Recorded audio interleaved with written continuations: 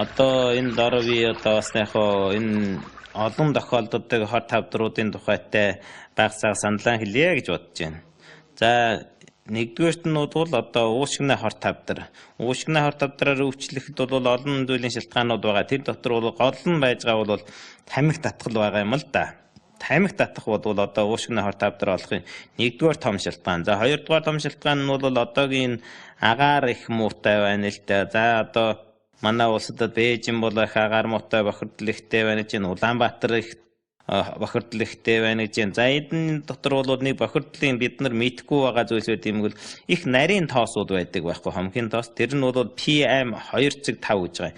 Хүний энэ үснээ ширхэлгээс 20 дахин нарийн ийм тоос байгаа. Энэ тоос нь бол яваад одоо уушгины цэврүүн дотор орчдөг. Уушгины цэврүүнд орчихдороо гарч ирж чадахгүй. Тэгээд удаан сэтэлт өгöd багтаар уушгины хор тавдар үүсгэх бол боломжуудыг нэмэгдүүлээд байгаа юм. За тэгэхээр одоо хотод амьдарч байгаа хүн бол одоо энэ гадна гарах биеийн тамирын хөдөлгөөн хийхдээ одоо хизээх хэрэгтэй байгаа байхгүй юу. Нар мандсны дараагаар нэг бол бохирдолтой өдөр битгий гарч гэр дотроо зохимжийн хөдөлгөөн хийж болно. Энэ талаар одоо миний шингээлтийн бүсүүд гэртээ яа тамир хийх өгдөг байгаа. Би сэтгэл эрхтний тамир гэж байгаа. Энийг үзэж болно тийм ээ. Энийг сурах хэрэгтэй. Хөдөлгөөн бол амнаас гэвтээ одоо гадна гарч ирээд ийм бохирдол агаартай газар гарч ирээд гүүгээд байвал уушгины хор тавдар болчихвол бас хэцүү юм болчихно шүү дээ. За тэгээд одоо эдгээр хүмүүсүүд одоо хэрвээ тамхи татдаг бол хэрвээ ийм их бохирдод байгаад одоо ханиаж барьж байгаа ийм хүмүүсүүд байх юм бол 45 насныхан үед дээш орж байгаа хүмүүсүүд заавал нэг эмнэлэгт очиж тэр CT хийх хэрэгтэй. Уушгина CT хийгээд тэгээд ингээл мэдэн зүгээр нэг зураг аваад одоо бас уушгины хор тавдрыг баг багтан тодолж чадахгүй байгаа байхгүй. За энэ талд нэг анхаарлаа хандуулаад нарийнтх ходоодны хор тавдрын тухайтай хэлье. За ер нь бол ходоодны хор тавдар бол Монгол хүнд нарийнтх хоёр бол их олон байд юм аа. Манай хэдэн нутгийн хэдэн бууралчууд бол ер нь бол нарийнээр улаан холооны хор тавдраар явсан л да. Түүний шалтгааныг би бас олон жил бодож судалж явж байгаа юм.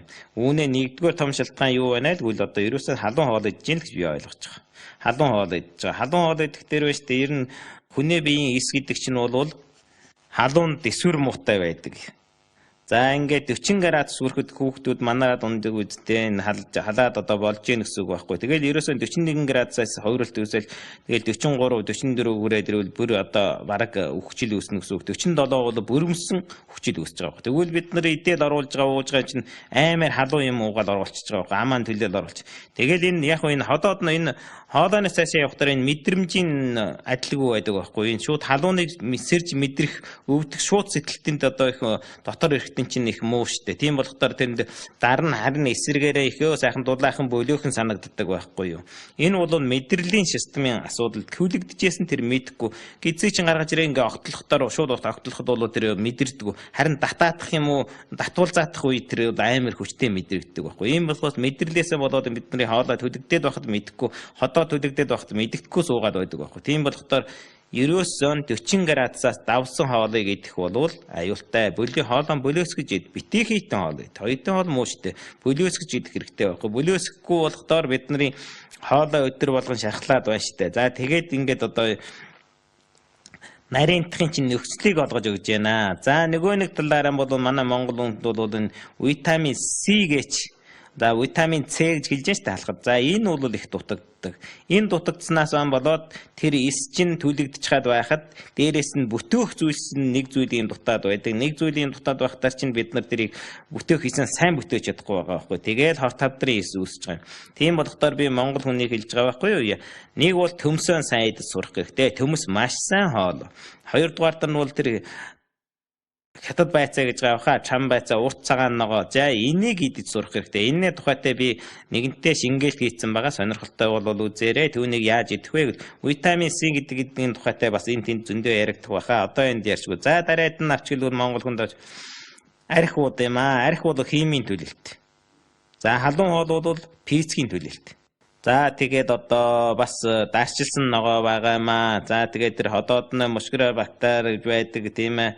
Тэр бактериас болсон өвчин байна. Ходоод өвжээвэл ерөөсөө одоо амархан шүү дээ. Эмнэлэг дээр очиод нэг үлээлгээд үзэхдээ тэр юу байна уу? Ходоодны нэм байна уу юу? Ходоодны тэр өрөвсөл үүсгдэг мушкра бактери байна уу энийг үзээд мэдчихэж штэ. Тэгээд одоо энэ байвал тэгээд эмчилгээ хийх ёстой байхгүй. За тэгээд байнгын одоо тэр гашуунаараа өдөн гараад байдаг ходоодны хүчил одоо нарийн хоолойг түйлэх за ийм олон асуудлууд байна. За тэгвэл одоо тэр муудсан эдийн хоолда тэр түлж шаарсан зүйлсүүд тэгээд ийм зүйлүүдийг их анхаарах хэрэгтэй байгаа юм. Ходоодны хор тавдрууд бол одоо за тэгэл бүхэл ахлаараа идэх хит өлсөх эдгээр бол бүр л одоо бид нарын энэ ходоодны хор тавдрыг үүсгэх шалтгаанууд нарийн хоолойны үүсгэх шалтгаанууд байгаа хгүй.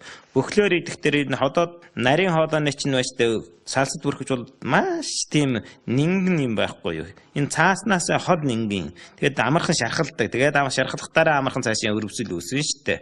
Ойлгомжтой. Ийм байдаг байхгүй. Тэгэхээр бүхэл ахлаар зайлгна гэдэг чинь бас их хэцүү асуудал. Тэгээд энэ амьдралдаар бол олон зүйлийн ийм юмнуудыг анхаарах чухалтай байгаа юм л да. За хэрвээ тэгээ халуун хоол иддэг одоо ингээд арх уудаг ч юм уу хоолндоо витамин С их дутуу байдаг юм уу ногоо цагаан байгаа гэдэг усуд бол 40 нас болоод заавал нэг дуран хийлгэж үз. Тэгээд эрүүл байх юм бол 3-5 жилийн дараа дахин байцаагаа л ингээл одоо өөрийнхөө эрүүл мэндэд анхаарал тавих нь одоо маш их чухал байгаа байхгүй юу. За тэгээд одоо эмэгтэй хүн даваад хэлэх юм бол хөхнөө, өндгөвчийн, савн хөзүүнэ тэгээд одоо савны хор тавдрууд бас яадаг. Энэ гол шалтгаан нь юу вэ? Нэг л одоо гэр бүлийн төвхтэй тарган тэгээ дээрээс нь хоримлаагүй юм уу? Хоримлсан ч хүүхэд аваагүй, хүүхэд авсан ч хүүхдээ хүүлээгүй зэрэг олон шалтгаануудаас л болж байдаг л дээ.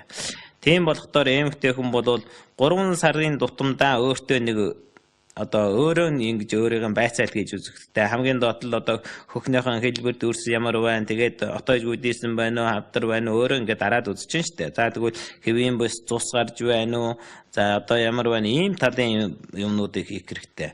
Энэ өөрөө өөрийгөө үзэж явах хэрэгтэй. За тэгээд одоо сарын тэмдэг зогсноор цэвэрснээ дараа гимт одоо цус гарах энэ бол туйлын аюултай энэ лавтай асуудалтай. Энэ үед одоо заавал үзэж явах хэрэгтэй. Гих зэргүүд байх хэрэгтэй. Одоо тэр юу байна штэ. Ер нь бол жилд нэг удаа эмэгтэйгийн салаанаа үзүүлж байвал их зүйтэй шүү. Энэ бол хүний одоо бодол ухамсарын л асуудал байхгүй.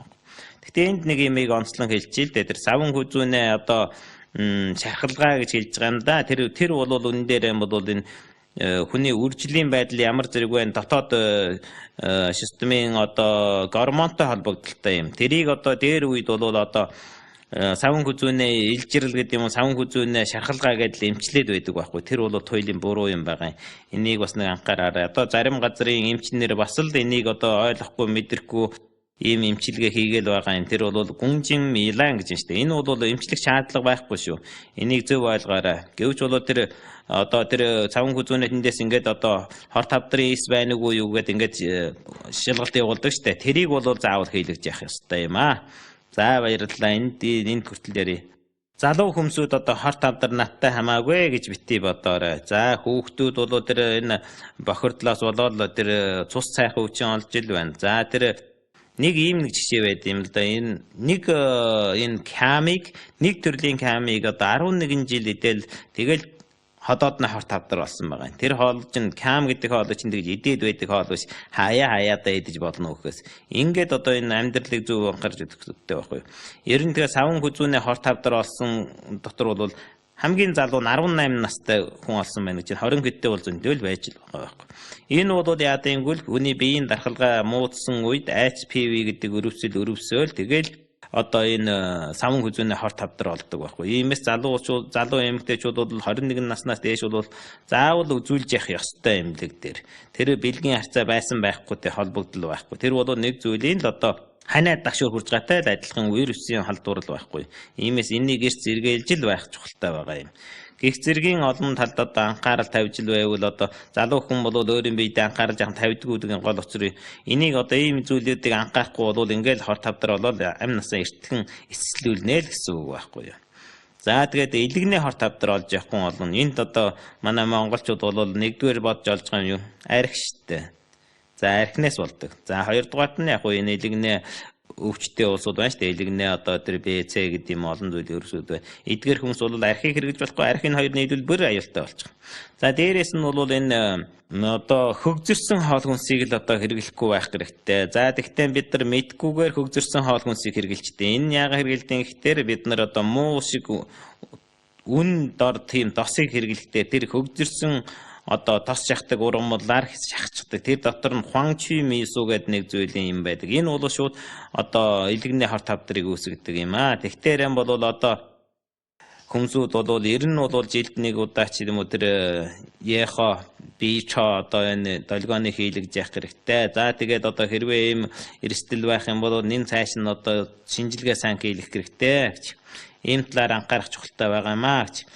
За бүдүүн гидсний хор тавдрын талаар авч хэлэх юм бол одоо бүдүүн гидсний хор тавдар гэр бүлдээ олж ясан түүхтэй, хөдлөх дургу, тарган тийм ээ тэгээд хоргосолдог, одоо өөх дос шихэрдгийн зүйлийг илүү хэрэгэлдэг, дандан ширхлэгтэй хоол идэгдэггүй, тэгээд одоо хоргослоод байдаг, зарим үедээ одоо тэр гидс нь бас гүйлгдэг ч юм уу ийм проблемуудыг анхаарах хэрэгтэй. Хэрвээ гүйлгэх юм уу цуснд нь цустай би засах юм уу баас нь харангуйтай гарах юм уу ийм проблемуудыг заавал анхаарах хэрэгтэй. Ер нь түрүү нь одоо хэлсэн шүү дээ. Тэр ширхлэгтэй хоол гэдэг бол гидсийг цэвэрлж явах, бүдүүн гидсний хор тавдар одоо шулуун гидсний хор тавдрыг бас сэргийлэх хамгийн сайн арга. Тийм болохоор хоргоцолж байж болохгүй шүү. Энийг сайн анхаарах хэрэгтэй.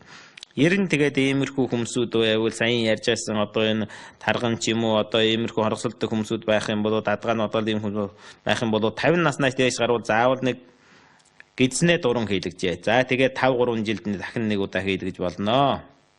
Энийг анхаарах хэрэгтэй байгаа юм. За тэгээд одоо бөөрнөө бол нурууна гэсгэд нэг тал нь тэлж өвдөх юм уу чинж өвдөжээвэл за энэ одоо бөөрөн үзүүлэх хэрэгтэй. Цусан дотор одоо ингээд шээхэд за ингээд шээх үед одоо өвдөхгүйгээр цустай шээх энэ бол савна давсагнаа хор тавдар байх аюултай. За гих зэргийн юмнуудад л анхаарал тавих ёстой байхгүй юу. За жишээлбэл одоо энэ өрөө булчирхааны хор тавдрыг бол цусан дотор байгаа PSA гэдгийг байцаагаа тэгээд энэ бол тусгай энэ бодис гэдэг байхгүй. За энэ бодисыг шалгуулах зэрэг ингээл биентэй анхаарал тавиал явж явах хэрэгтэй байгаа байхгүй.